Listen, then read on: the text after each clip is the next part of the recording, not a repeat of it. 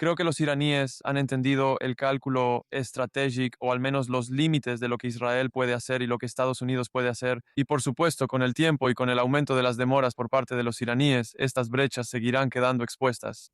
Ellos podrán entender la diferencia entre Estados Unidos e Israel cuando se trata de ciertas cosas y tratarán de aprovecharla. Los iraníes han identificado estos problemas y estas brechas y las han explotado ampliamente durante las últimas 2 o 3 semanas después de que se firmó el memorando de entendimiento. Hoy me acompaña Ahmad Sharawi, analista senior de investigación en la Fundación para la Defensa de las Democracias, donde se enfoca en Hezbollah, Siria, Líbano, Irak y la influencia de Irán en todo el Medio Oriente. Durante los últimos meses, mientras el mundo ha estado observando misiles, ataques aéreos y altos al fuego, Ahmad se ha estado haciendo una pregunta diferente. ¿Irán realmente ha sido derrotado o en realidad se está preparando para lo que viene? Irán ha sufrido grandes reveses, Hezbollah ha sido debilitado, Siria está cambiando, pero ¿realmente Israel es más seguro hoy en día? ¿Realmente Hezbollah está acabado? ¿Y qué errores podrían cometer Estados Unidos e Israel que terminen fortaleciendo a Irán? Vamos más allá de los titulares para responder esas preguntas, Ahmad. Muchas gracias por acompañarme. Gracias por invitarme. ¿Cuál es tu evaluación actual de la guerra con Irán? Algunas personas dicen que causamos mucho daño militar, pero la guerra no ha terminado. ¿Cuál es tu evaluación? Absolutamente. Quiero decir, en términos de degradación militar, creo que tanto Estados Unidos como Israel han degradado significativamente las capacidades militares de Irán, o al menos su capacidad para hacer la guerra. Ha habido un daño serio a su programa de misiles balísticos. Y por supuesto, quiero decir, Irán ha usado cientos, si no es que miles, de sus misiles balísticos para atacar a Israel, pero también para atacar a los estados árabes vecinos del Golfo. Ahora todavía tienen la capacidad, y creo que las capacidades, quiero decir, todavía mantienen lanzadores, todavía mantienen el programa en sí, y parece que ese programa no se discute en las negociaciones entre Estados Unidos e Irán. Así que creo que ese es un punto importante que debe abordarse. Pero en lo que yo me enfoco, y creo que es algo que no se ha abordado, son los grupos proxy y el futuro de estos grupos proxy. Independientemente de si este acuerdo se concreta, si hay un acuerdo final, o si este acuerdo se implementa, o si este memorando de entendimiento se convierte en algo más concreto y más completo, hasta ahora todos los grupos proxy de Irán, ya sea en Irak, Líbano, Yemen, incluso en la Franja de Gaza y Cisjordania, siguen existiendo. Irán todavía tiene esa ambición de armarlos, de financiarlos, todo con el objetivo de presionar a Israel, todo con el objetivo de crear ese anillo de fuego alrededor de Israel. Y creo que ese es un elemento importante que debe abordarse. Pero esto, quiero decir, estos grupos proxy solo se debilitarán si Irán mismo colapsa o si la República Islámica colapsa. Y mientras sigamos negociando con ellos, mientras sigamos dándoles alivio de sanciones, entonces la amenaza de estos grupos proxy permanecerá. La amenaza que representan para sus propias sociedades, pero también para Israel y para la región en general, permanecerá. Y eso debe abordarse, eso debe enfrentarse. ¿Dirías que los grupos proxy, por ejemplo Hezbollah, son más importantes para Irán que sus propias ambiciones nucleares? ¿Qué tan importante es para ellos? Entonces, lo que quiero decir es que creo que la manera en que Irán lo ve es, o sea, es un pragmatista con múltiples facetas. Y creo que cada elemento de esta lista cumple un objetivo. Quiero decir, la estrategia de Irán después de la guerra Irán-Irak fue que no usarían sus fuerzas en estas guerras, especialmente contra Israel. Vamos a financiar a grupos proxy. Vamos a crear muchas formaciones aliadas, instituciones en estos países que actúen en nuestro nombre, que actúen bajo nuestras órdenes.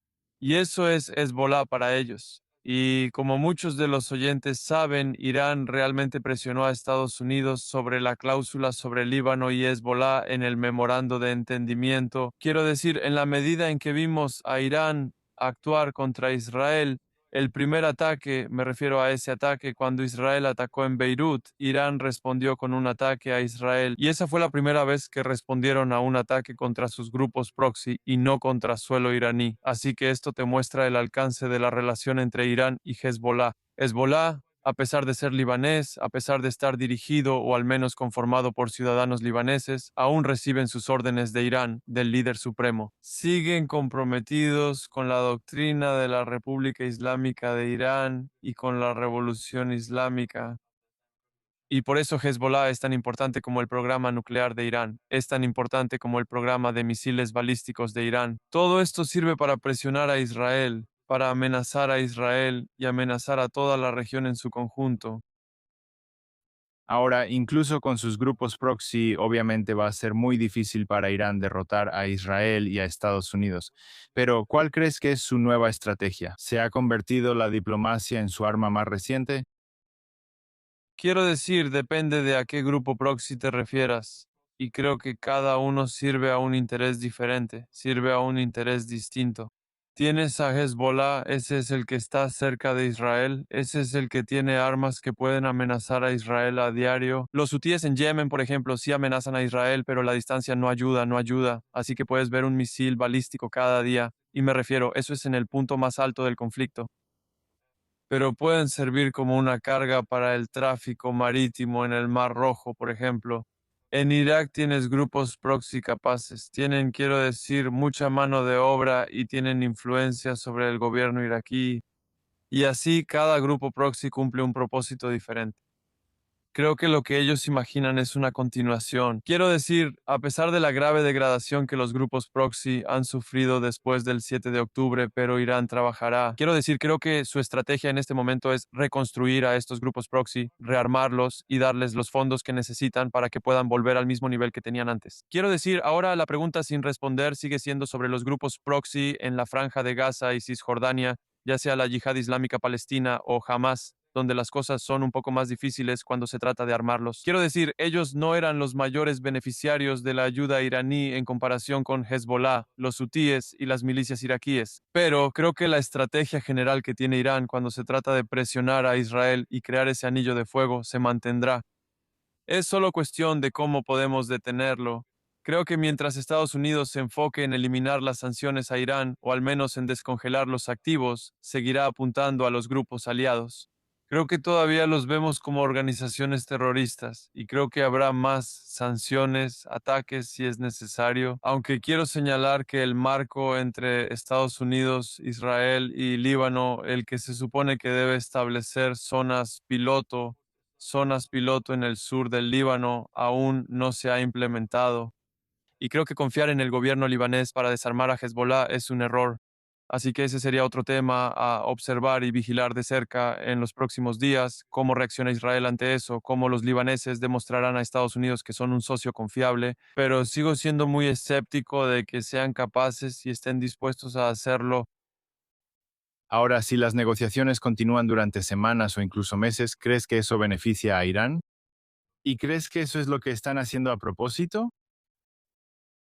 Quiero decir, creo que Irán entiende qué funciona con Estados Unidos y qué no. Y hemos visto esto varias veces después de la firma del memorando de entendimiento. Por ejemplo, cuando Estados Unidos dudaba durante las negociaciones, Irán instruyó a Hezbollah para que realizara un ataque contra Israel que provocara una respuesta israelí que llevara a este acuerdo marco, lo que llevó a que Estados Unidos presionara a Israel para que cesara sus actividades militares en Líbano. Así que creo que los iraníes han entendido el cálculo o al menos los límites de lo que Israel puede hacer y lo que Estados Unidos puede hacer. Y por supuesto, con el tiempo y con el aumento de las demoras por parte de los iraníes, estas brechas seguirán quedando expuestas. Podrán entender la diferencia entre Estados Unidos e Israel cuando se trata de ciertas cosas y tratarán de aprovecharla. Y eso es, o sea, también lo hacen en el estrecho de Hormuz, por ejemplo, cuando las negociaciones se estancan, deciden atacar un barco, esperando, al menos presionando a Estados Unidos para que piense que, bueno, si no les damos o no les proporcionamos la concesión que necesitan, volverán a atacar más barcos y cerrarán el estrecho, aunque la actividad marítima no ha vuelto a los niveles previos a la guerra. Así que parece que los iraníes han identificado estos problemas y estas brechas y las han aprovechado. Quiero decir, yo diría que de forma considerable durante las últimas 2 o 3 semanas después de que se firmó el memorando de entendimiento. Ahora, has argumentado que Pakistán no debería estar mediando estas negociaciones. ¿Por qué crees que Pakistán no es un intermediario honesto? Entonces, quiero decir, cuando eres un país que va a mediar, creo que necesita, al menos desde el punto de vista de Estados Unidos, creo que necesita entender cuáles son las preocupaciones de Estados Unidos y cuáles son los intereses de Estados Unidos. Y creo que Pakistán está haciendo esto principalmente por su propio beneficio. Quiero decir, esto es similar a cómo Qatar es un mediador, pero creo que los pakistaníes tienen un interés mayor cuando se trata de esta guerra, especialmente.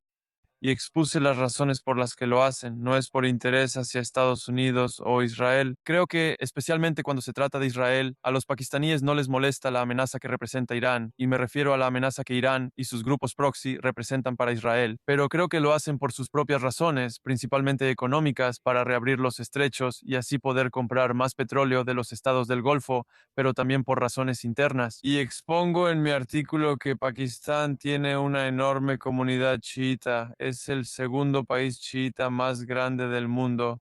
Y una guerra continua con Irán o una guerra continua en la región que involucre a Irán creará problemas para Pakistán. Y eso sucedió cuando los iraníes, cuando los Ali Khamenei fue asesinado, fue eliminado, y hubo disturbios y protestas dirigidas contra los intereses estadounidenses en Pakistán. Y quiero decir, la historia del país es simplemente, yo no confiaría en él como mediador solo por cómo ha dado refugio a terroristas a lo largo de los años. Quiero decir, Osama Bin Laden se escondió en Pakistán. Lo encontramos junto a la escuela militar en 2011, así que no creo que sean un socio confiable.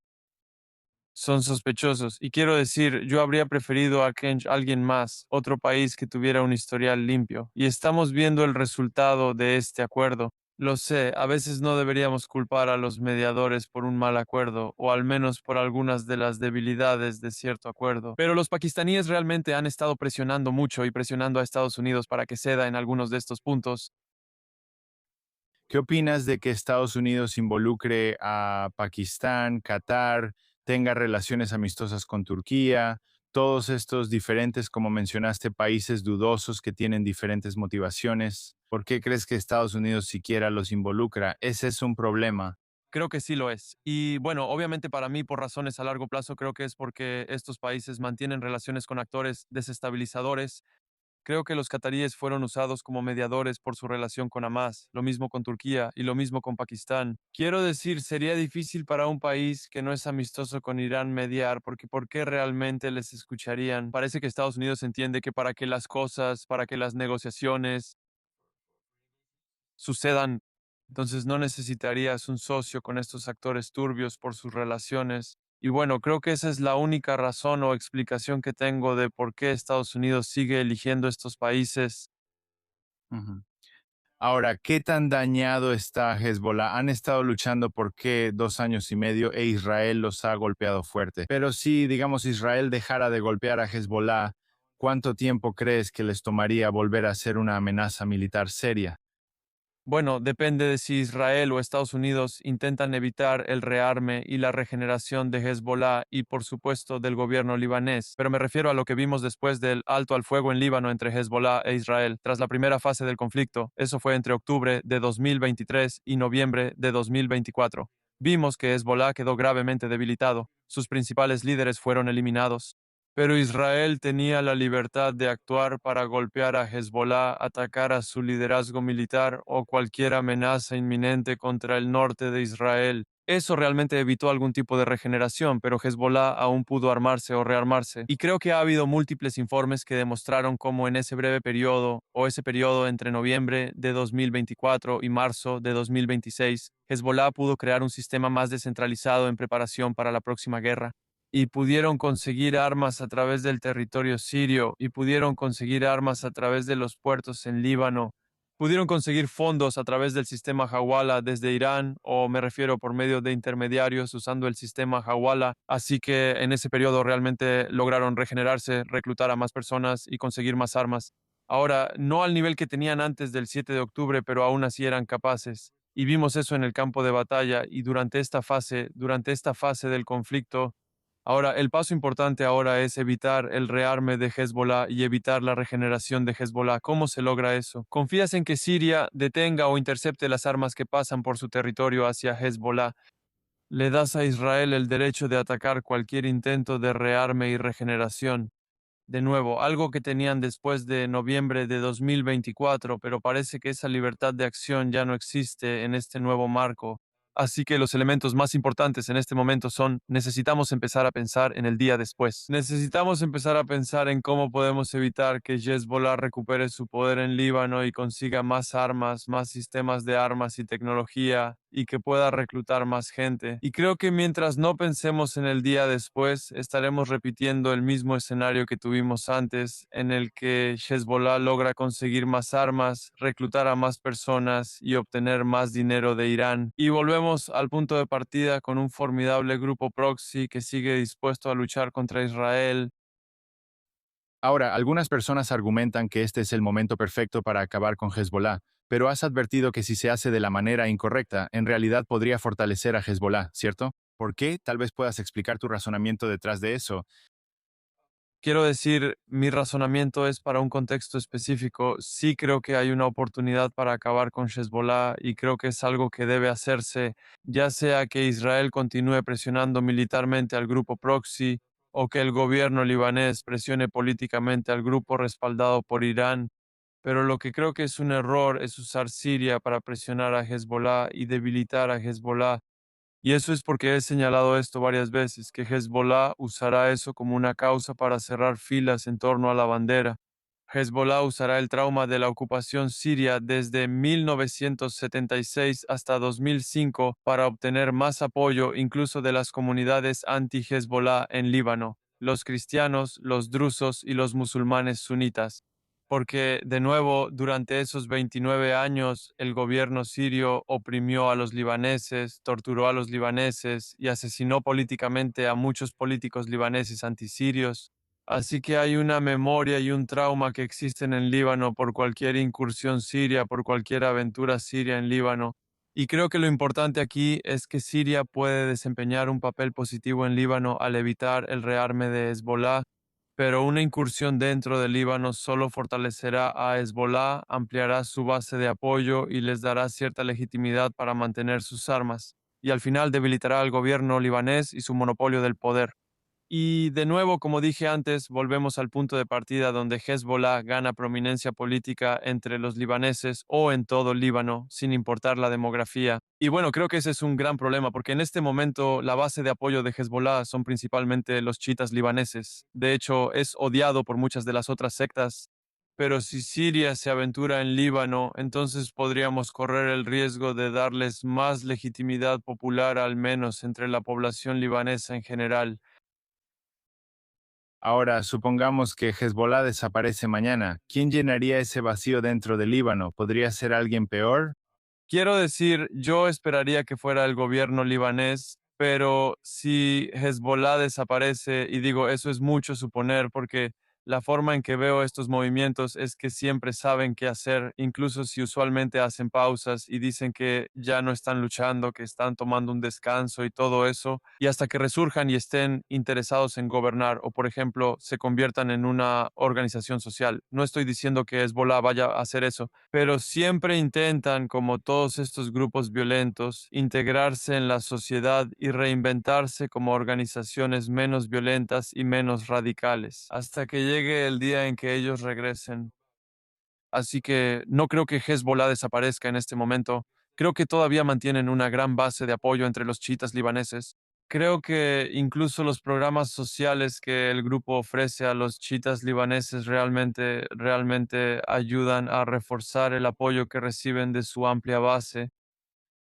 Pero quiero decir, para la comunidad chiita libanesa existen dos partidos, son Hezbollah y Amal también, quiero decir, están aliados con Hezbollah, tienen sus fricciones, tienen sus diferencias, pero por ejemplo, el líder de Amal, Nabi Berri, ha sido el mayor respaldo de Hezbollah en el gobierno libanés. Él sirve como presidente del parlamento, así que creo que si Hezbollah llegara a... Quiero decir, si Hezbollah deja de existir o... Creo que sería reemplazado por otra organización chiita y probablemente sería Amal. Ahora, ¿les gusta Israel? ¿Están abiertos a la paz entre Líbano e Israel? No, probablemente no. Quiero decir, de hecho, han luchado junto con Hezbollah contra Israel en la guerra reciente. Israel los ha atacado extensamente en numerosas ocasiones. Así que no hay un reemplazo, o al menos en este momento no hay reemplazos viables que me den optimismo sobre el Líbano, o al menos sobre la comunidad chiita en Líbano. Pero tiene que haber una acción por parte del gobierno libanés. Y esto es, quiero decir, esto es lo que he estado pidiendo, que el gobierno libanés necesita deslegitimar a Hezbollah ante los ojos de la comunidad chiita. Hezbollah todavía mantiene escuelas, todavía organizan campamentos de verano para niños, todavía mantienen instituciones financieras que otorgan préstamos, incluidos préstamos sin intereses a los chiitas. Todavía se encargan de la reconstrucción y rehabilitación de algunas de estas aldeas, o al menos de algunos de los departamentos. Me refiero a la compensación financiera que están proporcionando a algunas de estas personas. Así que si se les permite hacer esto, entonces mantendrán esa base de apoyo. Pero el gobierno libanés no ha tomado medidas enérgicas contra ninguna de estas instituciones. Y por eso Hezbollah sigue manteniendo esa base de apoyo. ¿Crees que el gobierno libanés tiene la capacidad de realmente tomar medidas enérgicas contra Hezbollah o simplemente tienen miedo? ¿Son estas las nuevas conversaciones de paz con Israel? ¿Eso es solo algo simbólico si no pasa nada con Hezbollah?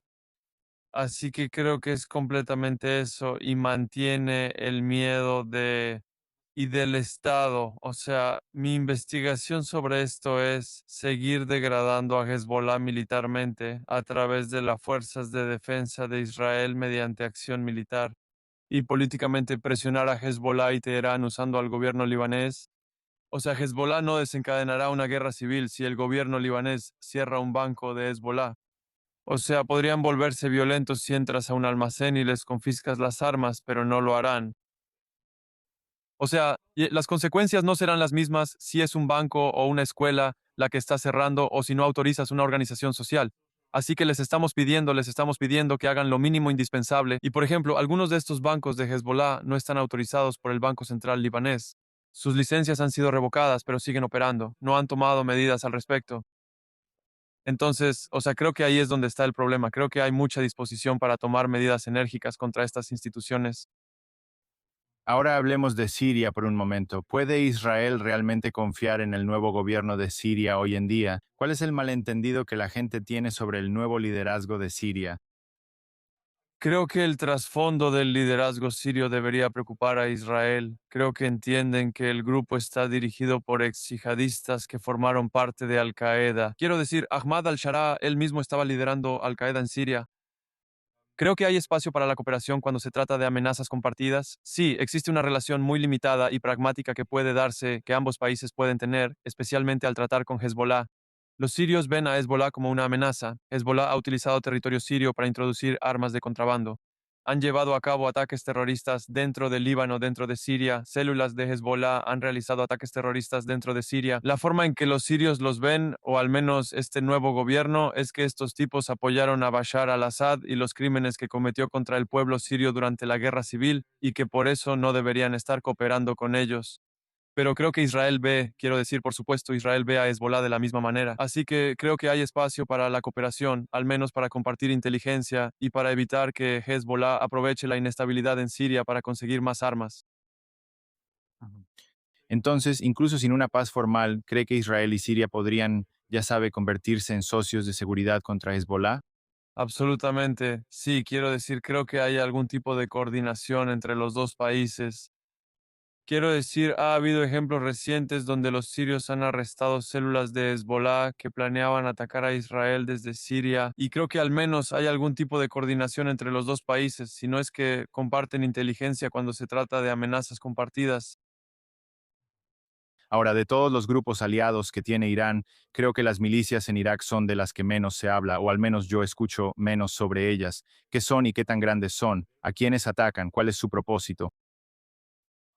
Me refiero a que su número, o sea, las cifras varían entre 60.000 y 200.000. Al menos los que están en las listas oficiales son alrededor de 200.000. Eso no significa que todos estén operando o que todos estén activos. Y es una coalición de diferentes milicias. Algunas de ellas, o sea, las que ellos mismos respaldan, son. Así que hay alrededor de 6 organizaciones terroristas extranjeras que han sido designadas por Estados Unidos, y estas son las que ellos mismos respaldan, pero todas están bajo el paraguas de las fuerzas o unidades de movilización popular, que se crearon en 2014 contra ISIS. No, no todas las milicias en las fuerzas de movilización popular están respaldadas por Irán, pero las principales sí lo están. Y el propósito que cumplen en Irak, de nuevo, es diferente al que cumplen en Líbano y Yemen. Quiero decir, algunos de ellos forman parte del gobierno en Irak. Algunos de ellos han creado partidos políticos, se postulan en elecciones y tienen una mayor influencia en la toma de decisiones en Irak. Pero si vemos a quién están atacando y si observamos el periodo después del 7 de octubre, han atacado a Israel, también han atacado bases estadounidenses en la región, incluyendo Irak, y hicieron lo mismo durante la guerra más reciente. Así que incluso el grado de independencia que tienen y el grado de órdenes que reciben de la República Islámica varía. Así que hay algunos que están muy cercanos a la República Islámica. Hay otros que son, yo diría, más autónomos, no completamente autónomos, pero sirven tanto dentro del ámbito iraquí como de la República Islámica. Pero sí cumplen un propósito completamente diferente, pero también cuando las cosas se ponen difíciles y estalla la guerra, se utilizan para atacar a Israel y a Estados Unidos. ¿Crees que en el futuro Turquía podría representar un desafío estratégico mayor para Israel que Irán? Quiero decir, creo que es una pregunta muy interesante y creo que la forma en que vemos a Turquía y la retórica que sale de Ankara es muy peligrosa cuando se trata de Israel. Creo que el hecho de que estén expandiendo su presencia en países que son muy sensibles para la seguridad nacional de Israel. Aquí me refiero a Siria. Creo que esto debe generar alertas sobre la amenaza potencial que representan. Pero la forma en que lo veo en este momento es que estamos viendo a dos competidores regionales buscando influencia o al menos expandiendo su influencia. Y creo que Turquía, al albergar a Hamas, al ser patrocinador de la hermandad musulmana, está buscando ejercer tanta presión como pueda sobre Israel como competidor regional. Cuando se trata de Irán, creo que los iraníes son más explícitos acerca de sus ambiciones hacia Israel, la destrucción de Israel. Creo que los turcos son más, ellos están más en una zona gris cuando se trata de eso. Quiero decir, por supuesto, el tiempo dirá si eso alguna vez se convierte en una amenaza real. Pero sí, el potencial de que eso ocurra es muy peligroso y debería hablarse más al respecto. Especialmente considerando el hecho de que están mucho más cerca de Israel que Irán, Así es, absolutamente. Y también son más capaces. y además más capaces. Sí, ahora tú creciste en Jordania, ¿verdad? ¿Por qué los expertos describen constantemente a Jordania como uno de los países más importantes de Medio Oriente, aunque no se hable tanto de Jordania en los titulares? Usualmente digo esto por su, quiero decir, ubicación geoestratégica. Creo que el hecho de que Jordania comparte frontera con Irak, Arabia Saudita, Israel y Siria hace que, quiero decir, creo que la estabilidad para Jordania se haya convertido en un interés muy, muy importante para Estados Unidos en la región y también es de interés para Israel porque de nuevo Jordania comparte o Israel comparte su frontera más larga con Jordania. Por supuesto, quiero decir, la frontera jordana en algunos puntos se ha convertido en un foco de conflicto por el contrabando de armas hacia Cisjordania. Así que creo que por eso muchos países o muchos responsables políticos ven a Jordania como una piedra angular para la estabilidad regional, porque si llegara a haber inestabilidad en Jordania, entonces eso probablemente se trasladaría a Israel y probablemente, quiero decir, se desbordaría hacia Israel, ya sean armas, ya sean combatientes, militantes, todo eso. Así que creo que es la ubicación lo que es muy importante aquí. Ahora, ¿qué tan significativo es el papel de China en Medio Oriente? ¿Y cree que los gobiernos occidentales le están prestando suficiente atención?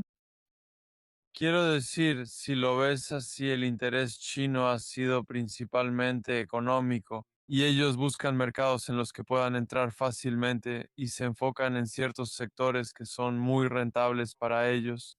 Por ejemplo, ha habido conversaciones sobre empresas chinas de telecomunicaciones en Siria. Entonces ven eso como un sector rentable del que probablemente puedan sacar mucho dinero. Lo mismo aplica para Jordania. Así que creo que eso ha sido puramente económico en comparación con otros, por ejemplo, cuando lo comparas con Rusia, que es tanto militar como económico. Pero creo que lo importante es que muchos de estos países que son socios de Estados Unidos tienen una relación muy cercana con China. Y creo que eso debería ser un motivo de preocupación, especialmente en ciertas áreas, sobre todo con países que albergan bases estadounidenses y tienen sistemas de Estados Unidos. En caso de cualquier tipo de transferencia de información o que los chinos puedan conocer los detalles de algunos de los sistemas de armas estadounidenses que están estacionados en estos países. Ahora, siempre hemos estado escuchando sobre la alianza entre China, Rusia e Irán. Sin embargo, en la guerra que está librando Irán, no vemos señales de que Rusia y China los estén ayudando, al menos militarmente. ¿Crees que eso sorprendió a Irán de alguna manera, que no recibieron ayuda o era algo que ni siquiera esperaban? Quiero decir, creo que hubo cierto grado de cooperación entre ellos. Y yo, si recuerdo correctamente, al menos hubo el intercambio de coordenadas e imágenes satelitales de las bases estadounidenses en el Golfo por parte de Rusia. Así que creo que ha habido cooperación en ese sentido. Quiero decir, no estoy seguro si ha habido alguna transferencia de armas. Creo que eso es algo que no puedo saber por mí mismo. Pero creo que si la expectativa era que los rusos y los chinos intervendrían militarmente a favor de Irán, entonces creo que eso era poco probable, pero estoy seguro de que hubo apoyo y intercambio y recopilación de inteligencia para ayudar a Irán, al menos a obtener coordenadas más precisas en cuanto a lo que estaban atacando. ¿Crees que Israel es generalmente más seguro hoy que antes del 7 de octubre? ¿Crees que el 7 de octubre cambió la forma en que Israel va a pelear en sus futuras guerras? Creo que sí. Pienso que lo importante, el cambio que veo en el cálculo de Israel es que ya no son reactivos, sino proactivos. De nuevo, la creación de una zona de amortiguamiento en Líbano y de otra en Siria son prueba de ese cambio de cálculo, que Israel no quiere ver otro 7 de octubre, que quieren enfrentar la amenaza antes de que llegue al territorio israelí. Y creo que eso es muy importante. Y quiero decir, puedes ver esto en numerosas acciones militares que han tomado en los últimos 2 años. Muchos ataques preventivos contra Hezbollah, evitando que Hezbollah se rearme. Todo eso es para servir a un objetivo y evitar que el 7 de octubre vuelva a suceder. Y creo que esa es una lección importante que han aprendido. Ujú. Hace un par de meses hablé con un general israelí y me dijo que la razón por la que se sorprendieron el 7 de octubre fue porque la mayor parte de su atención estaba en Irán. Parte de su atención estaba en Líbano y casi nada en Gaza. ¿Cuál dirías que es el área en la que Israel debe enfocarse en el futuro? Si tú los estuvieras asesorando, ¿qué les dirías? Quiero decir, honestamente, yo les diría que mantengan la vigilancia en todos los frentes, porque como puedes ver, la amenaza viene de todas las direcciones. Creo que priorizar una cosa sobre la otra es, o sea, no sé si sea un tema de capacidad o algo así, pero creo que una lección del 7 de octubre es que si te enfocas en una cosa, entonces surgirá el otro problema. Y bueno, especialmente considerando el hecho de que pensaban que jamás solo estaba interesado en gobernar y no en mantener o continuar su actividad militar, eso es una prueba del fracaso de esa estrategia. Creo que deben estar atentos en todos los frentes y creo que ya han empezado a hacerlo. Digo, ¿cuántas veces hemos visto a Israel atacar tanto en Yemen como en Líbano el mismo día, Irán y Líbano el mismo día, lo mismo en Gaza? ¿Cómo compararías la capacidad de Hamas hoy con la capacidad de Hezbollah hoy?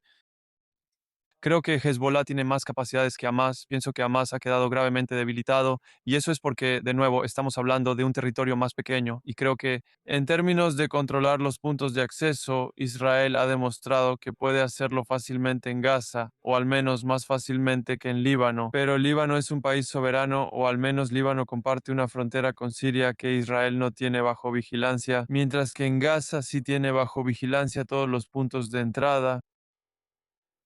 ¿Crees que se puede hacer un buen trato con Irán o cualquier trato que se haga con este régimen? Al final, ya sabes, será algo que nos perjudique. Quiero decir, al final del día, el dinero, o sea, para mí es un buen trato y no creo que esto sea realista. Voy a ser directo con la gente y decirles, miren, hablo inglés, pero eso parece muy descabellado. Creo que lo importante en este momento es no darles más concesiones a los iraníes y, ya sabes, no cometer el error de darles lo que quieren en este momento y luego regresar a un conflicto en el futuro en el que ellos sean más fuertes y capaces. Ahmad, muchas gracias por tu tiempo, por tu experiencia. Aprendí mucho en esta entrevista y espero tenerte de vuelta pronto. Si hay alguna manera en que la gente pueda encontrarte y escuchar o leer lo que escribes, ¿cómo pueden hacerlo? ¿Cómo pueden encontrarte? Quiero decir, pueden leer mis artículos en ftd.org, donde publico frecuentemente sobre Siria, Hezbollah y temas más amplios del Medio Oriente. Normalmente ahí es donde está la mayoría de las cosas, donde se publican la mayoría de los artículos. Bien, increíble. Gracias. Sí, Espero que esto signifique gracias. todo lo mejor.